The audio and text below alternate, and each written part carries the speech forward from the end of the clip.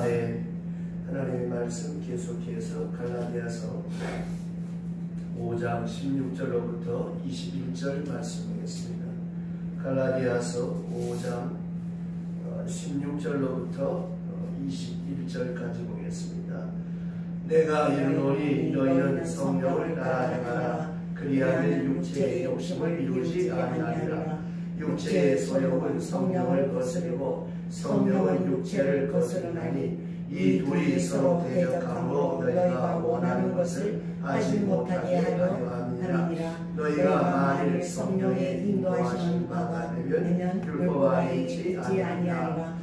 육체의 일은 분명하니 곧 음행과 더러운 것과 호색과 우상과 주술과 원수되는 것과 분쟁과 시기와 분냄과 당짓는 것과 분열함과 이단과 투기와 술취함과 방탕함과 또 그와 같은 것들이라. 전에 너희에게 경계한 것 같이 경계하노니 이런 일을 하는 자들은 하나님의 나라를 유업으로 받지 못할 것이요. 아멘. 우리가 그리스도인이다라고 정의할 때 예수 믿는 사람이 어떤 사람이냐라고 말할 때 그리스도인이란 예수 그리스도를 나의 구주로 모시고 사는 사람이다라고 하는 것을 의미합니다.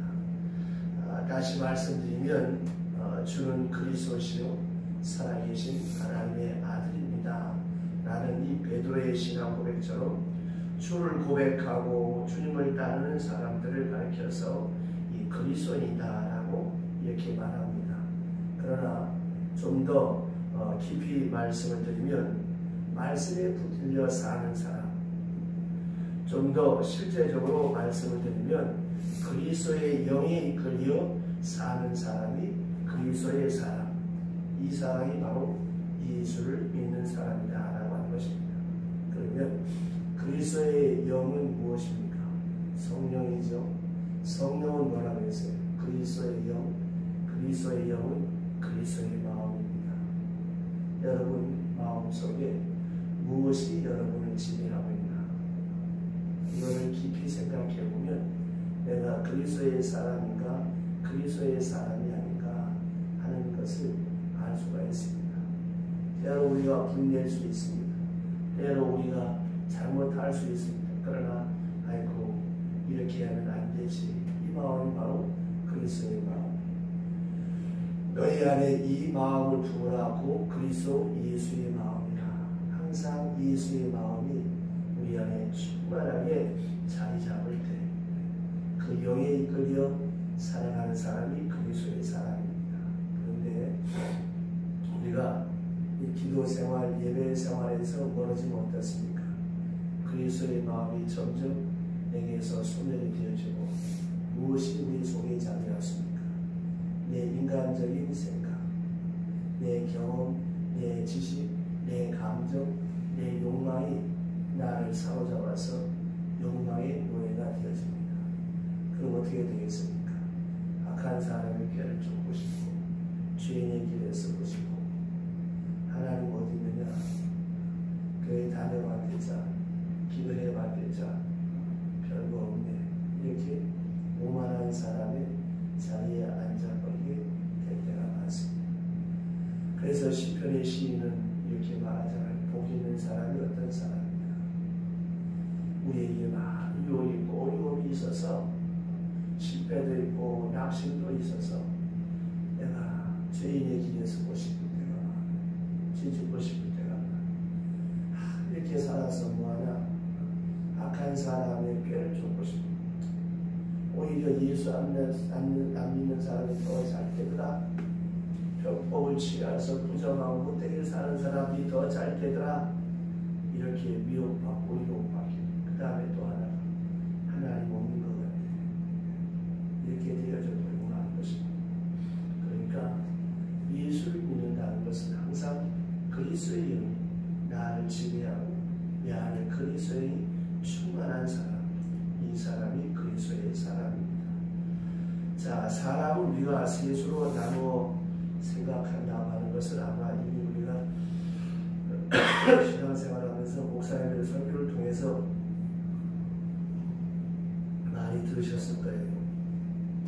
3분설, 2분설 합니다만은 이 세수로 나눠 생각해 볼 때 육체의 주도적인 사람이 있습니다.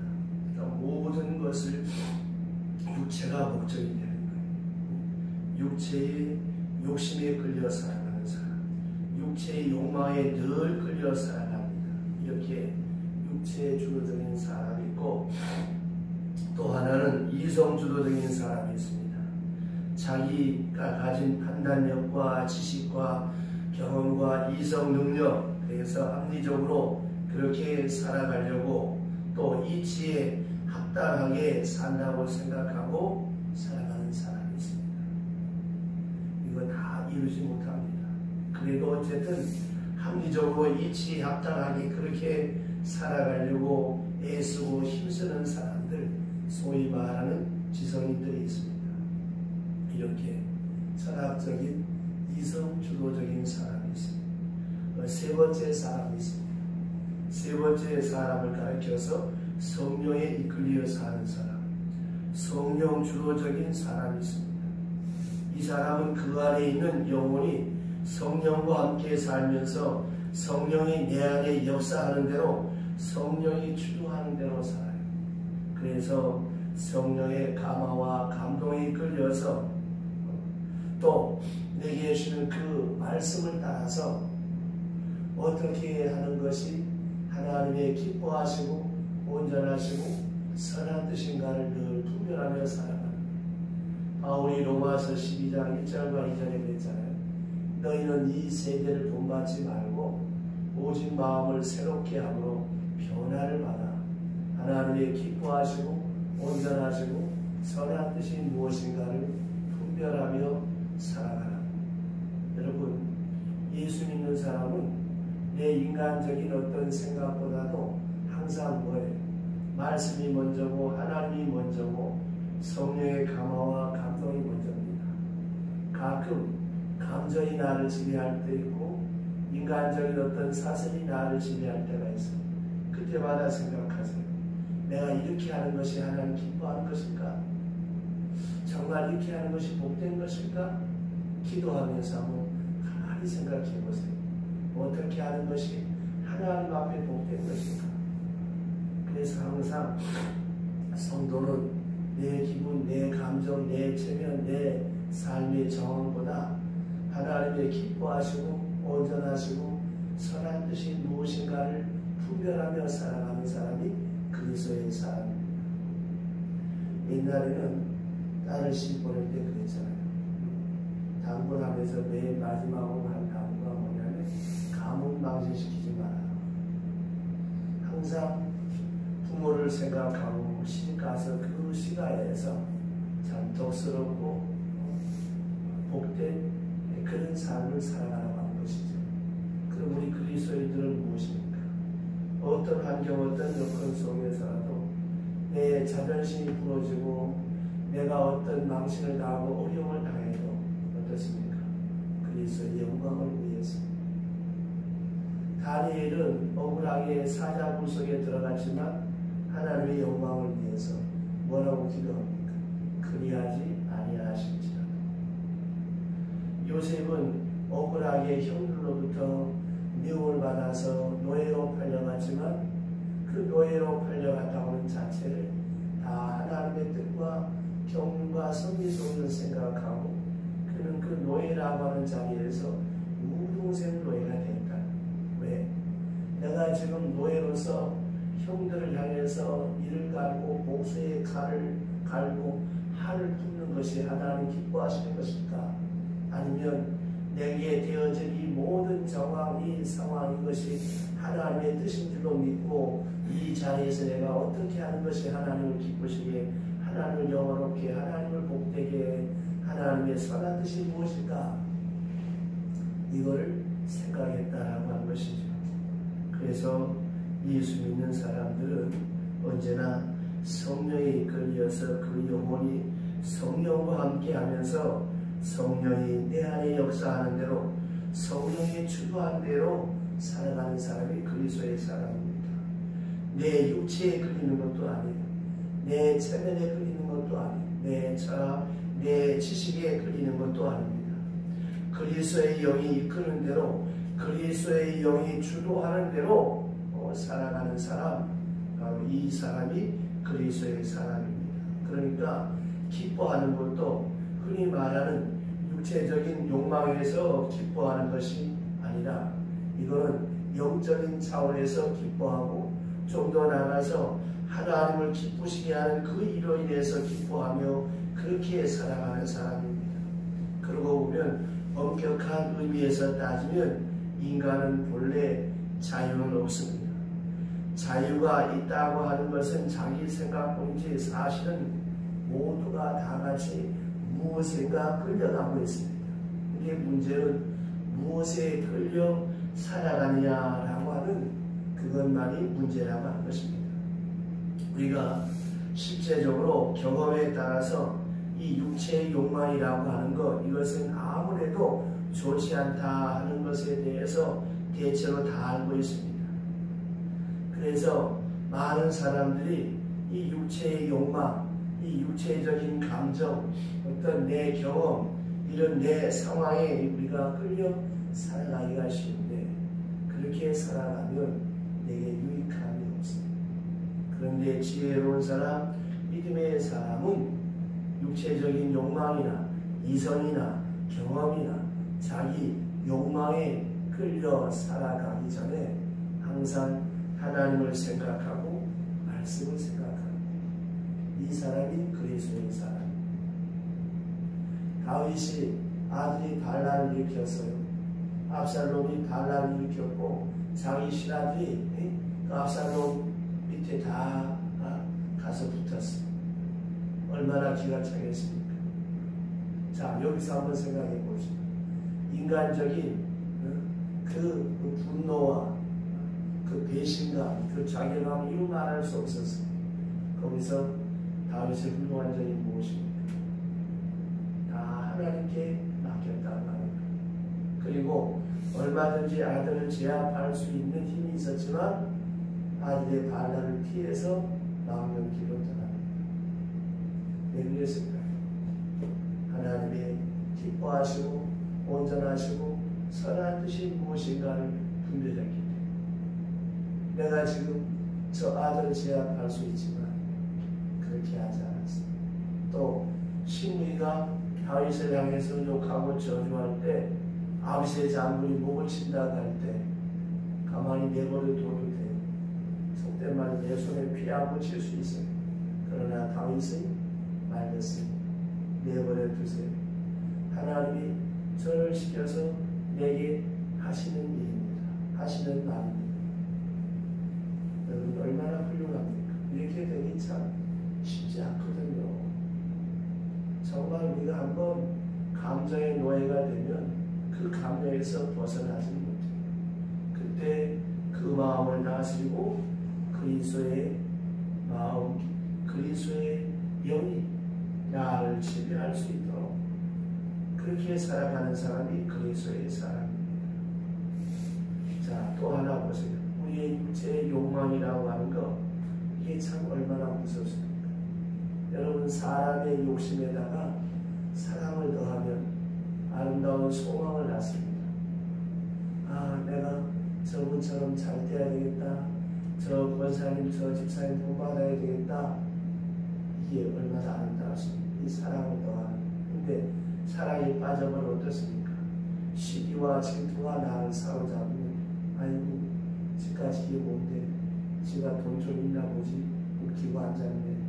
이러면 이제 마귀의 노예가 되는 거예요. 감정의 노예가 옆에서 마귀가 깨충을 치고 잘한다, 잘한다. 결국 시기와 질투가 무엇을 낳습니까? 죄를 낳게 되지. 사울왕이 다윗을 시기하고 질투한 나머지 엄청난 악행을 행하잖아요. 여러분, 시기와 질투, 미움과 정오가 죄가 아닌 것처럼 생각하지만 이것처럼 무서운 죄가 없어요. 이거를 회개해야 되는 것입니다. 이렇게 우리가 이 욕심에 사랑을 더해야지, 사랑에 빠지면 더러운 탐욕자가 되어버립니다. 자, 보세요. 이 술 마셨다, 육체의 욕망을 따라서 술을 마셨다. 술을 마실 때뿐이지 마신 다음에 깬 다음에 생각하면 어떻습니까? 후회가 많지. 몸도 상하지. 그 다음 또 실수도 많이 했죠. 이거 좋게 생각하는 사람 아무도 없어.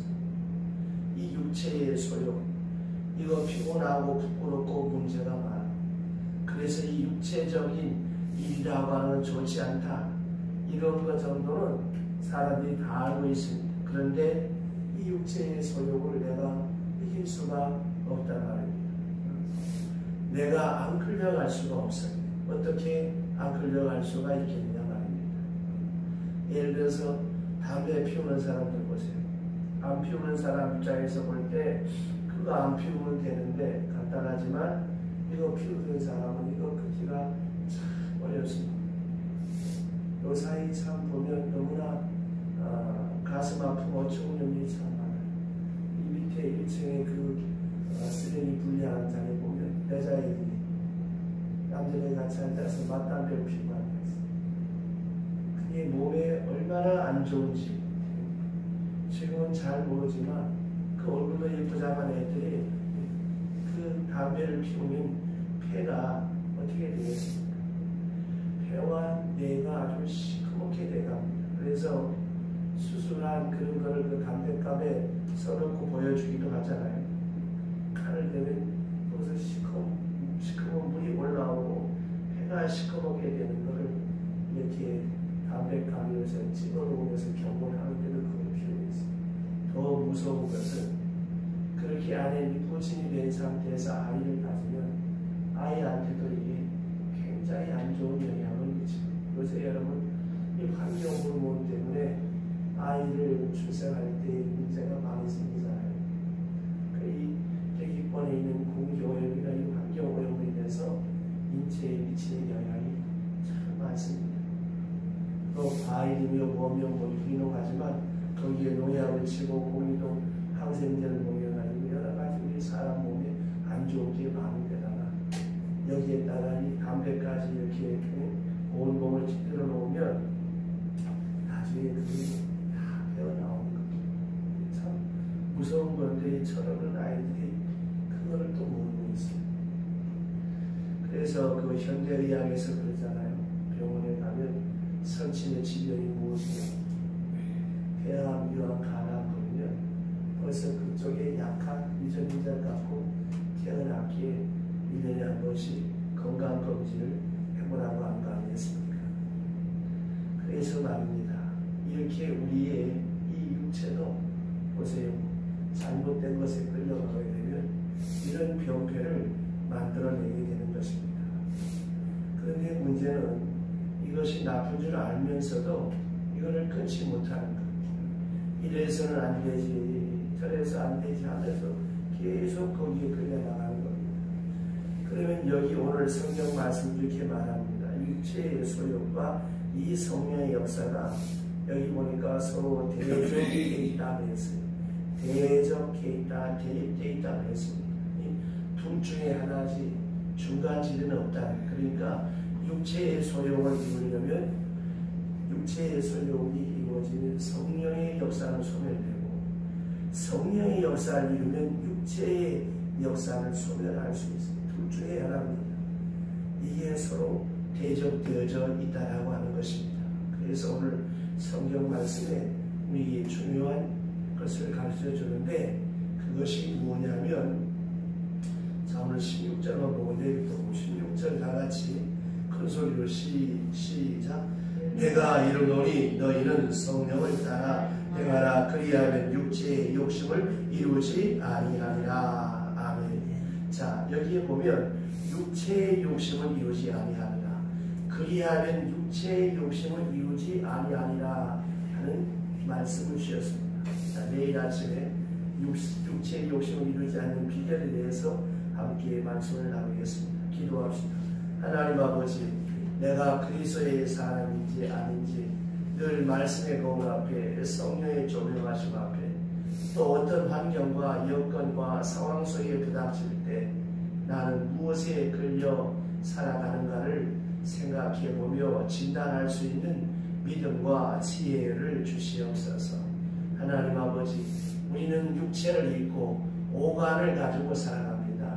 때로 감정의 지배, 때로 인간관계에서 체면이라고 하는 것, 또 어떤 실패와 아픔과 고통과 좌절 가운데 우리 스스로는 나약해지고 초라해질 수밖에 없습니다. 이럴 때 내가 그리스도의 사람인가, 그리스도의 사람이 아닌가, 나를 다시 한번 말씀의 거울 앞에, 성령의 조명하심 앞에 되짚어 보면서 내가 어떻게 하는 것이 하나님의 기뻐하시고 온전하시고 선한 뜻이 무엇인가를 분별할 줄 아는 성령의 사람, 말씀의 사람, 하나님의 사람, 그리스도의 사람으로 남은 생을 살아갈 수 있도록 믿음과 지혜와 계시와 말씀과 성령의 충만함을 더하여 주시옵소서.